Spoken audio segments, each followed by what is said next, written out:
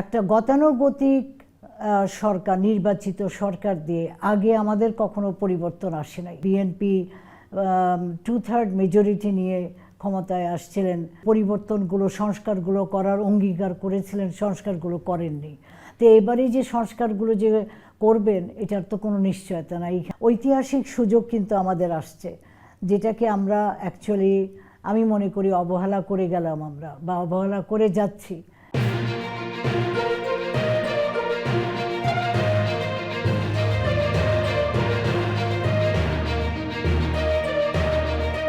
Actually আমাদের যে গণ অভ্যুত্থান বা যে বিপ্লবটা হলো 5ই আগস্টে, আগে জুলাইতে, তো তার বক্তব্যই তো ছিল যে একটা আমূলক পরিবর্তন।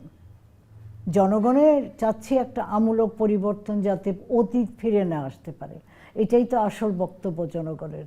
সেটা যদি আমরা মেটেরিয়ালাইজ করতে যাই, তাহলে আমাদের আমূলক পরিবর্তন করা লাগবে, সংবিধান পরিবর্তন করা লাগবে। কিন্তু সংবিধান একটা নিউ রিপাবলিকের দরকার আছে কিনা, কিন্তু সংবিধানকে যথেষ্ট পরিমাণে পরিবর্তন, ফান্ডামেন্টাল কতগুলি বেসিক স্ট্রাকচার বলে আমরা জানি কনস্টিটিউশনের, সেইখানেই অনেক জিনিস নেই যেগুলি আনতে হবে।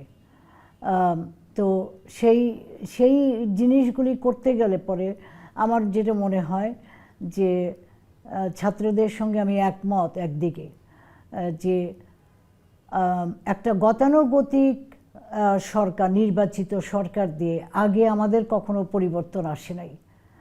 এবং তারা যখন অনেক ক্ষমতা নিয়েও আসছিল, যেরকম বিএনপি 2/3 মেজরিটি নিয়ে ক্ষমতায় আসছিলেন 2001-এ, আর 2091 সালে 91 সালে ওনারা আসছিলেন মেজরিটি নিয়ে। ওনারা কিন্তু যেই সব মানে ইয়েগুলো, পরিবর্তনগুলো, সংস্কারগুলো করার অঙ্গীকার করেছিলেন, সংস্কারগুলো করেননি। তো এবারে যে সংস্কারগুলো যে করবেন এটার তো কোনো নিশ্চয়তা নাই। এখানে একটা বিরাট বড় রিস্ক ফ্যাক্টর রয়ে যাচ্ছে। কিন্তু অন্য দিক থেকে আমি যেটা সবসময় লিখে আসছি, বলে আসছি, যে এই সরকার যদিও অনির্বাচিত, কিন্তু এই সরকার হচ্ছে রাজনৈতিক না, মানে তাদের কনফ্লিক্ট অফ ইন্টারেস্টটা নেই। তারা এই কাজটা করে দিয়েই সরে যাবে। এবং সেটা প্রফেসর ইউনূস বারবার বলেওছেন যে আমাদের কাজ হয়ে গেলে আমরা চলে যাব, আমাদের যার যার মানে নিজের প্রফেশনে আমরা চলে যাব, সেগুলি করতে আমরা ভালোবাসি। এইরকম একটা সরকারই তো আমাদের দরকার, যার কোনো কনফ্লিক্ট অফ ইন্টারেস্ট নেই, যার কোনো ভেস্টেড ইন্টারেস্ট নেই এখানে যে সংস্কারগুলো না করার। ওনাদের হবে সংস্কারগুলি করে দেওয়ার, ওনারা তাই চাইছে না।